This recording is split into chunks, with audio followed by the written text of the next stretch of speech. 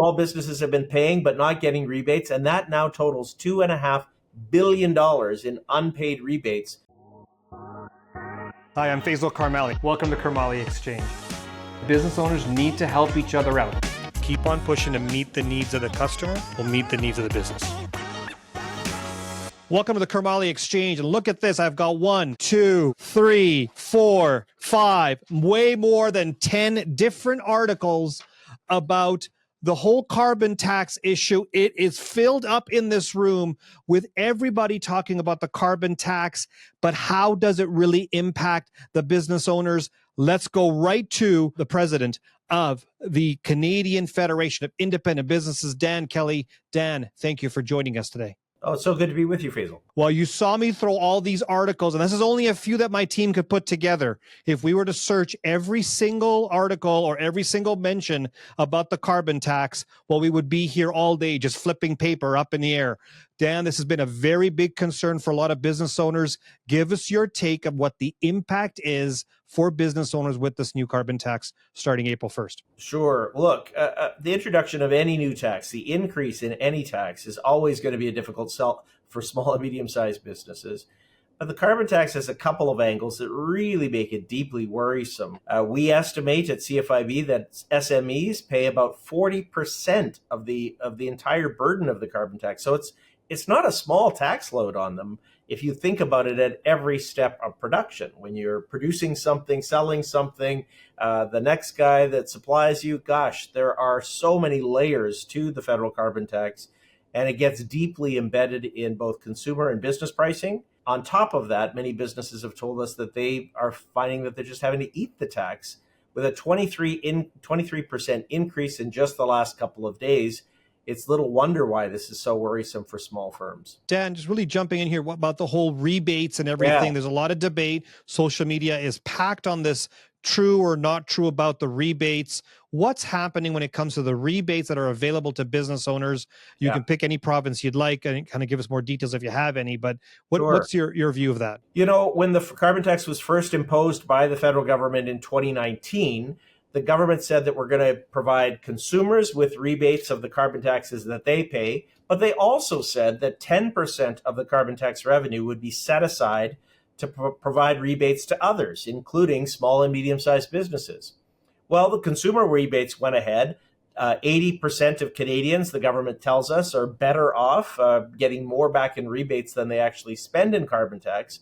But if that's true, that means that some people are not getting back as much in or anything in the rebates that compared to the amount that they pay.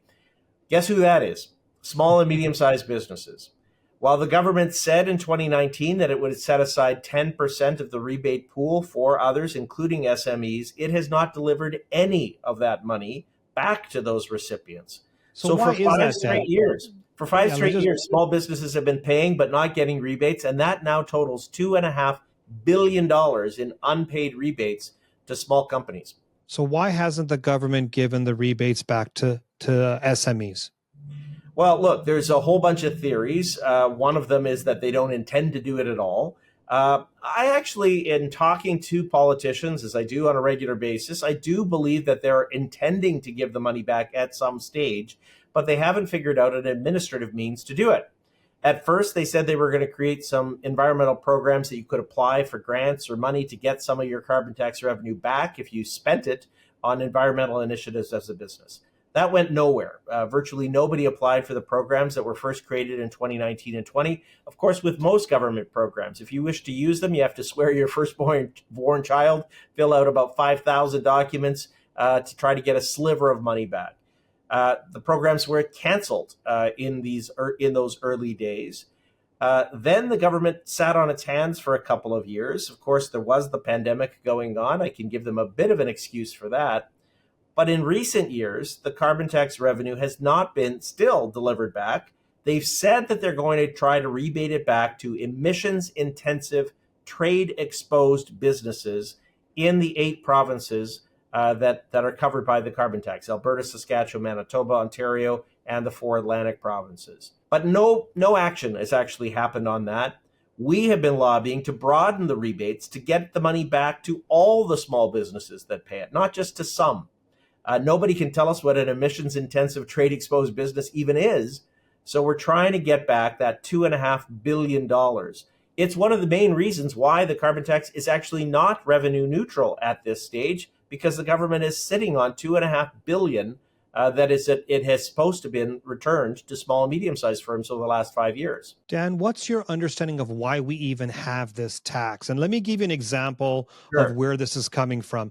We have had in this country, either through provincial or federal manners, ways to try to change behavior. This is my understanding of the carbon tax. If we tax, then the behavior will change. No different than cigarette smoking or a sugar tax or what have you. It is to change behavior.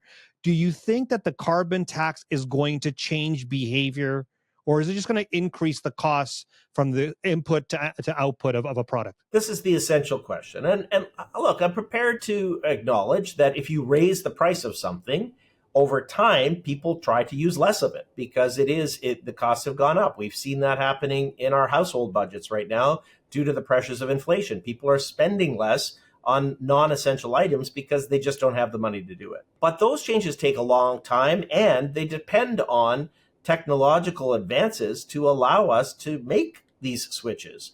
And so, the carbon tax might, taxing something might have a long-term impact in slowing demand. But right now, Canadian carbon emissions have risen with the carbon tax. Other countries with no carbon tax have actually seen their emissions go down through technological innovations and other changes. So this is, sure, it's one tool, but not the only tool. Our major complaint, of course, is if you're going to have a carbon tax at all, for goodness sakes, make it fair. If the theory is that you tax people with the carbon tax and then give them back that money so they can use it for lower carbon activities, that doesn't work if you just give them the stick and don't give them any of the carrots. And that's the situation that has gone by for far too long for small and medium-sized companies. They're just not getting back the rebate scheme because the federal government has not had the energy to deliver it. Dan, we have the carbon tax now. It is what it is. We'll see what happens in the next election. What's your advice to business owners that have to deal with this bullshit that's going on and they have to get through all this stuff? These entrepreneurs and business owners are not only putting out themselves and their families at risk when they take on and work in a business, but they're also employing a whole bunch of people that could be impacted in the future. I think primarily we don't have to accept that the status quo is going to be the case forever. Of course, there is an election campaign, and it's very clear, as you said, that this is going to be the central issue. The next federal election will likely be a referendum on the future of the retail carbon tax. But even before that, even now, we can change our outcome. And that's why CFIB has a petition on our website, cfib.ca, calling on Ottawa to make good on the rebates that it promised to small business. I will say that we've actually finally seen that the logjam is broken a little bit.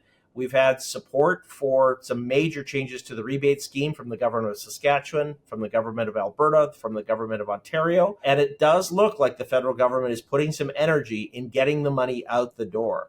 That would be good news. These rebate checks could be huge. We could see small and medium-sized companies getting several $1,000s back over the next year in carbon tax rebates if we're successful. So I don't think business owners should just suck it up and accept it. Of course, all of us need to make sure that we're doing all we can to make sure that our environmental policies in every business are as strong as is possible. Consumers are often expecting that. But for goodness sakes, we live in a cold country. All the technologies are not there to displace carbon emissions perfectly. We need to do what we can, but at the same time, we need to live in the real world. And as many others have said, there are other contributions Canada can make to lower greenhouse gases by displacing some very dirty oil with natural gas if we can get our LNG pipelines going properly.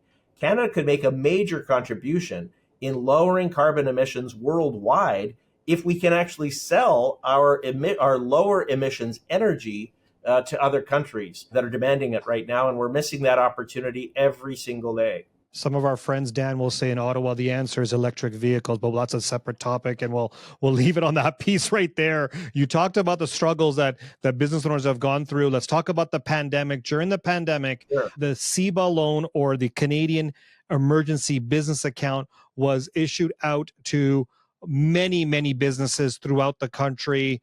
There was a big uproar in regards to the return of that money. Some were asking for it to be a forgivable loan. Some were asking it to be a grant of 100% of it. We've seen a lot of businesses take up on this. From your perspective as of today, what should be done going forward? Because if I remember correctly, 200,000 small businesses had to take on new loans just to pay the CEBA loan itself. So they've been refinancing it at interest rates that are much higher than when the pandemic started. What are your thoughts about this whole CEBA issue as we see it today? Oh, you're 100% right. Look, this is by no means a final policy. We need to make some further changes to try to get some of the debt levels reduced in small and medium-sized firms. At the start of the pandemic, look, the federal government did create several helpful programs to help small firms get through the pandemic. CEBA was first, the Canada Emergency Business Account.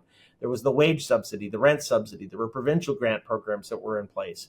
But even with the full use of all of those support programs, our estimate is that about 2/3 of the losses that businesses encountered, they had to eat themselves. The government support programs may have covered about 1/3 of the losses, but 2/3 were on the books, still are on the books of most businesses across the country. With the CEBA loan, of course, there were a couple of deadline delays. The loans were originally due by December 31st of 2022.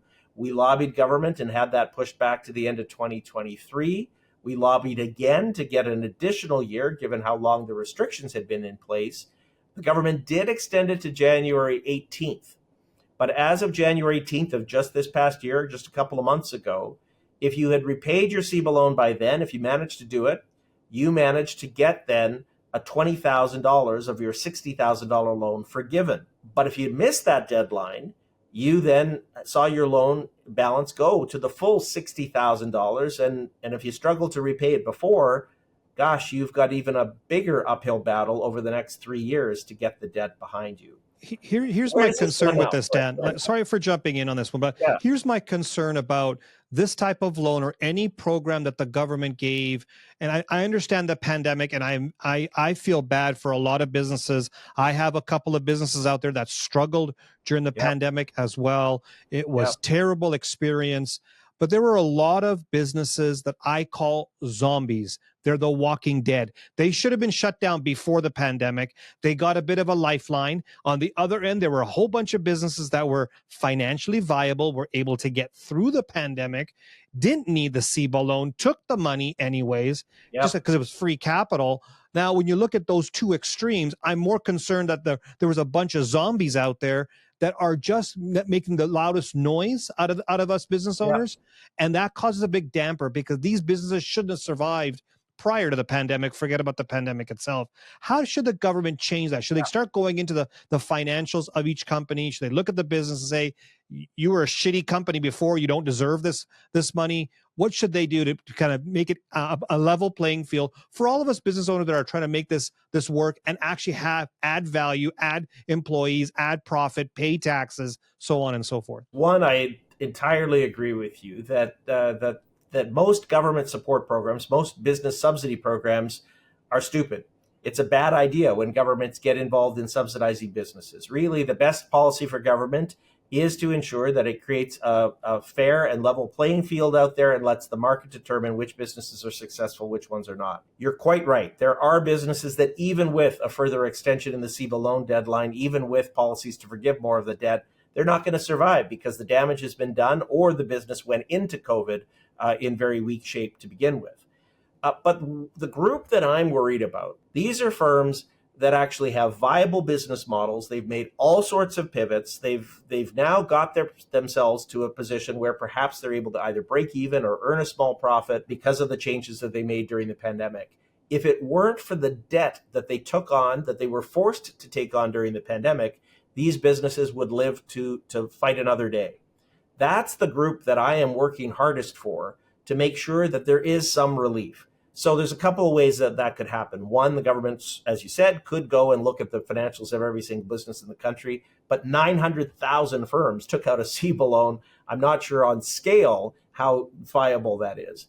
The other approach, though, is to put in place some form of extension for firms to allow them to have some partial forgiveness. And this is what we've said to the government. If you start to make payments on your CEBA loan, if you're starting to unbury yourselves from this debt, could the government, instead of forgiving the whole $20,000, forgive a smaller portion of this? This is what we're asking Ottawa to consider in the days ahead. And of course, we're just a couple of weeks away from the federal budget. I am hopeful that we'll see some action on the carbon tax. I don't think there's going to be any further changes made to the CEBA loan program at this very moment. Yeah, I agree with you. And I'm going to go off script here. My 2 points to chat with you were carbon tax and the CEBA situation. Sure. I think we're going to be heading into an election where one topic will be discussed. Either it'll be a big one or a small one, but it's still going to be discussed. Universal basic income has been talked about. The government, especially certain parties within this country, are talking about making sure everybody has some sort of basic income. We experienced that through the pandemic where they were giving out checks to people. Now, here comes my problem, and I need your help with this. Sure. If an individual is making a certain amount of income, which we call a basic income, whatever that dollar amount is, the incentive for them to be actively employed goes down. The productivity goes down.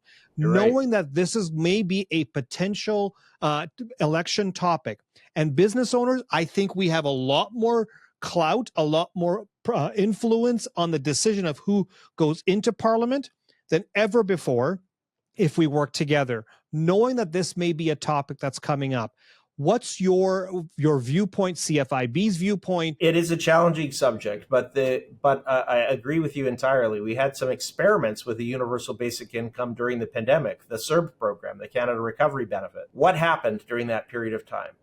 Of course, there were tons of people that needed that money. And so we didn't oppose the fact that, if you lost your job through no fault of your own, perhaps you didn't have enough hours to generate EI, that there should be some income protection during this worldwide emergency when governments told everybody that they had to stay home. But there were also loads and loads of people that chose that as an opportunity to stay home simply because they had the income stream. I can't tell you how many businesses I spoke to during the pandemic who saw their employees leave en masse when they found out that there was a pathway for them to get $2,000 a month. Now, that's not going to pay the bills for most families, $2,000 a month. But I think for those of us who are naturally hardworking, naturally motivated to do the best and enhance our own incomes, I think many of us struggle to recognize that there is an element in society, in every society and in all provinces, that will do just about anything not to work. There are lots of people that will do anything they can to avoid work. In fact, sometimes it feels like they're doing more work to avoid work than if they actually went and took a job in the first place. So that's the group that I worry about losing. I just want to jump in and say, so CFIB's viewpoint and yours is that a UBI is a viable option. We just have to have a proper program in place. Is that what I don't know. hearing? I don't know that I would go that far. What I will say, though, is that there are some huge risks of experimenting with the UBI at this stage. I just don't think the labor market is hardened enough to do that. I can't, even with our current employment insurance program, we have 17% of business owners that tell us that they are asked regularly by employees to lay them off so they can collect EI benefits. Like, how sad is that? Yeah. And during the pandemic, I remember so many business owners saying to me that their employee told them that they wanted to be laid off to collect the CERB benefit because they said, when else am I going to get government to pay me to stay at home? And that's not a good thing. Yeah.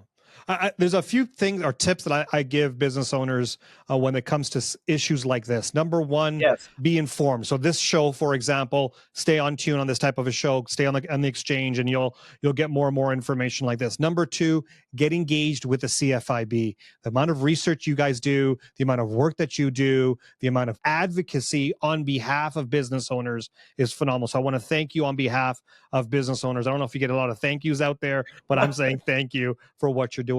One more thing that we want to give our business owners, what can they do? We've got less than 24 months before we have a new administration in Parliament.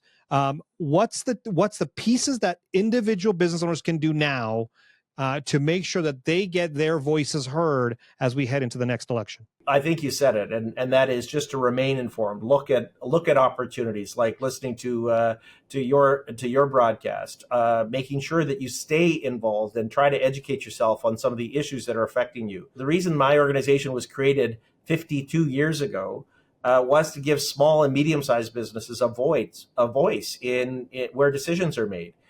Prior to that, in Canada, big business, big governments, and big unions made all the decisions. And now we have a seat at the table. So stay involved. It's not just my association, but other advocacy-based associations are also a great place. Industry associations, regional chambers, that can help you in multiplying your voice, getting it heard more loudly in provincial capitals and, of course, in Ottawa. But I agree with you. We've got a federal election only a few months away. We need to make sure that business owners shake the trees a little bit. One of the things that I always tell business owners to do is to make sure that they stay in contact with their member of parliament or their MLA. You know, if an MP's office gets 10 calls on a particular problem, they think it's an avalanche of concerns. It doesn't take a ton to get members of parliament, regardless of their political stripe, to take action and to be more sensitive to it. We just need to make sure our voices are heard. And sadly, I think in this current world, we're not taking advantage of those opportunities as often as we should. Stay involved, stay informed, stay engaged, and don't forget to be part of the exchange. Dan Kelly, the president of the Canadian Federation of Independent Businesses, thank you for joining us today. Great to be with you.